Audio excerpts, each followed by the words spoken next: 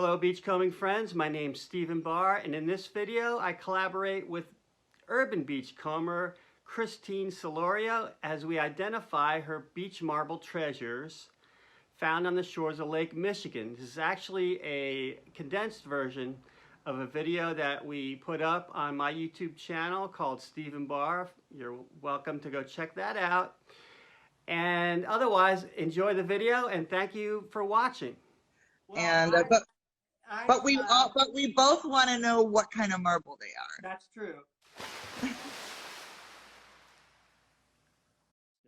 I would love to see those. So this was the one we pulled up on our preview. Oh, right. This one here. That's an Imperial. Imperial was a toy distributor. It called Imperial, and they handled a lot of the Japanese marbles. So that's probably made in China or Japan, and that one's probably 70s or 1960s maybe, and that's an Imperial patch. That's a pretty cool one. Yeah. Sometimes the green on those actually has a Venturine in them. Yeah, at first I thought this was, like you said, you made up your names for the marbles. I make up my names to it, and I was calling this Christmas tree. Oh, cool.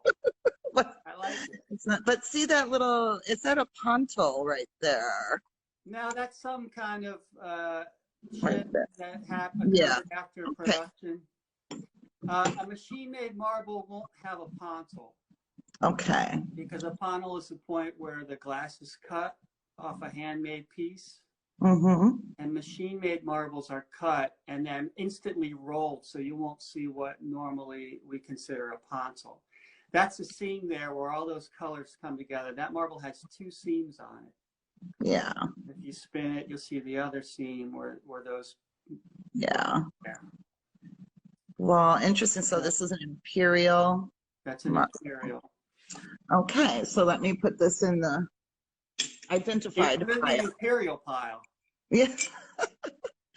Oh, this one here, I always call this one my Italy marble. Oh, all right. I like that.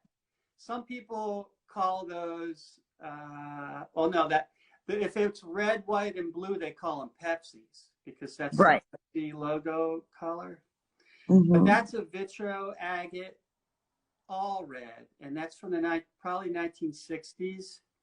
So that marble has a white base on the inside, and those stripes are veneered on the surface. Mm-hmm. I love that marble. That also has two seams. They were very abundant marble. They made millions and millions of those. Yeah, I love that. How that goes out like that. So an all red will always have one red pole. You see, you have a red pole, a white equator, and a green pole. So it'll have white, green, white, yellow, white, blue, white, black, but it always has a red pole on the other side. Interesting. So this is a vitro, all red. All red, yeah. Okay. Put that there. Sorry about that. Oh, this is the one you've already ID'd this one for me, but I just found this a couple of weeks ago, and of course I was calling that Bumblebee. Cool. That has great colored glass on it. Look at the craters on it. Yeah, right. It has a lot of personality. I think that's an acro patch. Often a patch will have straight seams, and that seam that you just showed that's spinning towards the right is pretty straight. Oh. So that's probably 1930s, really high quality glass. That's an acro agate. Acro is from Akron, Ohio, and they were a very successful marble company. I think did they host the World's Fair in 30s? No, that was Master. I think that was Master Marble Company. I know Master did one in the 40s, but I think Acro was there a Chicago World's Fair in the 30s as well? Yeah, 1933. I think they were at that one. Yeah, and this is could be from that time. That's right.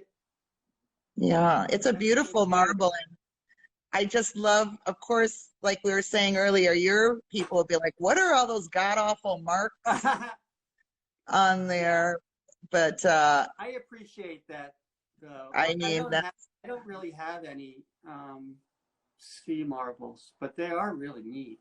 So this is an acro I patch from the think that's an 19. acro. I'm going to get this one a little wet so we can Okay. see all the coloring in it, because I think the coloring in this one is so Yeah. beautiful.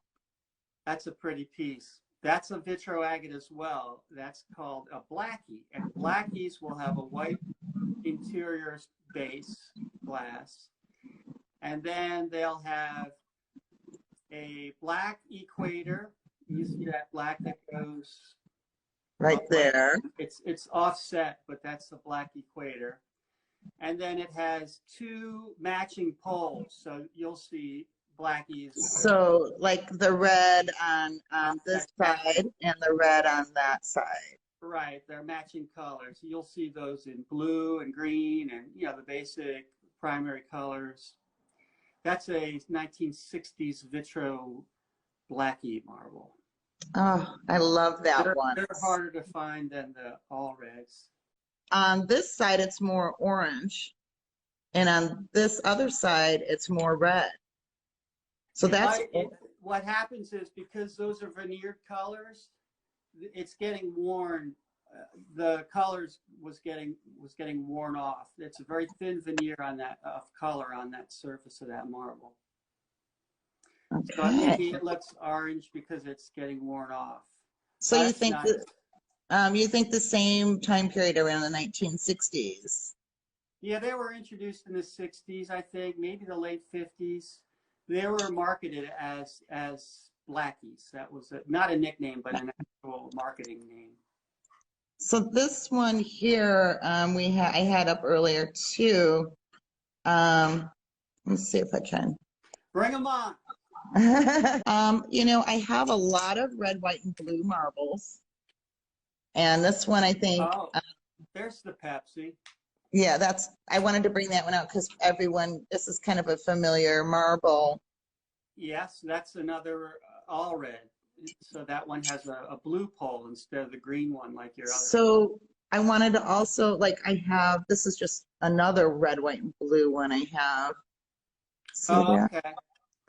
So that one is an acro on the right. Mm-hmm. And what is the one on the? That's a two-seam marble. You'll see it has another seam on the other side of it. And then I'm gonna put just a general acro. Oh, the one on the left. Can you give that a twirl? Yes. One?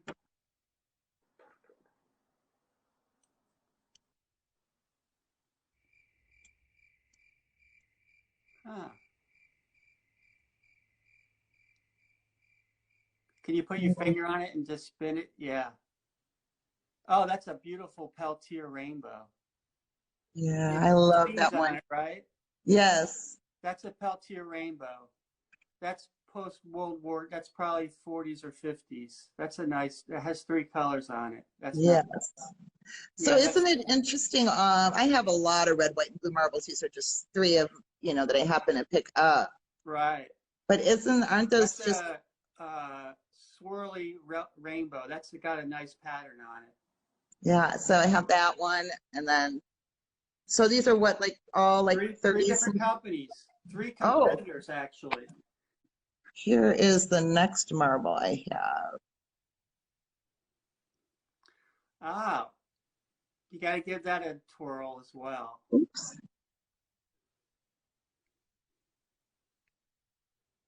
So that is an acro corkscrew marble.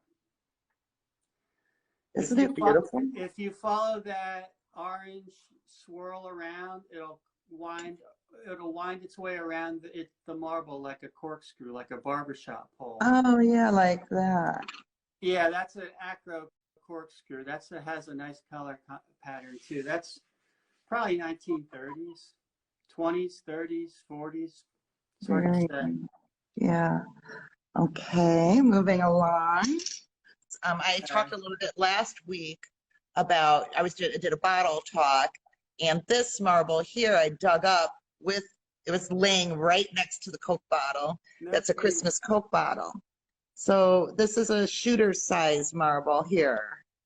Oh. So that looks like another corkscrew that they call onyx corkscrew, because it has that translucent colored base. That's a pretty marble. Yeah, I love that one. Nice corkscrew onyx. That's a great piece. That's also, yeah, I was so surprised, and it's in pretty good shape because, like I said, it was the dirt really protected it. Yeah, fantastic. Yeah, I love it. Ready for display. Yeah, yeah, I always keep it on top of the Coke bottle. That's a good display. What do we got here, Stephen? So that's also a vitro.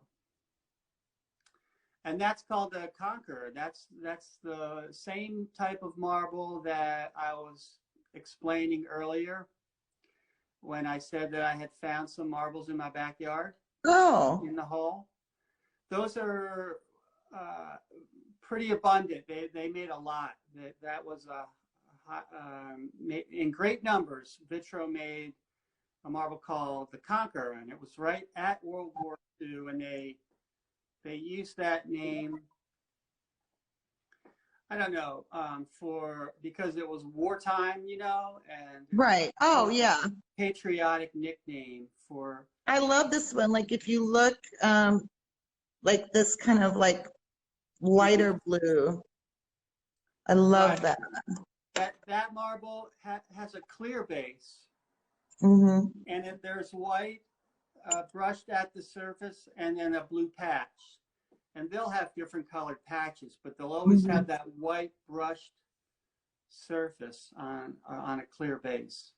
That's interesting. Nice piece. Okay, so hey, I wanted to show you a couple. Like you had that glass, the cullets. Look at these. Look at this. It's like a half of a marble. But look at I love that you can see the different colors inside. That looks like colored as well, doesn't it? Yeah, it does. And look at this one. And it was probably just bonfire. Look at this. Oh, right. So it's going back to its raw state where it's just a big blob, you know? Yeah. And then, like I said, I showed this earlier in the preview, this beat up German swirl. Right. They do look like they were melted back a little bit. Oh, what is this one? Can you identify that one? Oh, that's a Marble King. Yeah, that's a Marble King. Yeah. That has 2 seams as well. Mm-hmm. The nickname for that is Dragonfly, because it has green and oh. So that's a Marble King Dragonfly. That's probably 1960s. Well, I don't want to get too carried away. I could stay here, keep you on for hours identifying my marbles. So I really want to thank you for taking your time out today to join us. I had a blast. And I hope everyone follows Christine. She's always has awesome posts and thank you. finds. Thank you. I think we're ready to sign off now. Yeah, well, thank you so much. I hope you have a great day, and you too for watching. Okay, everyone have a great day, and thanks for watching.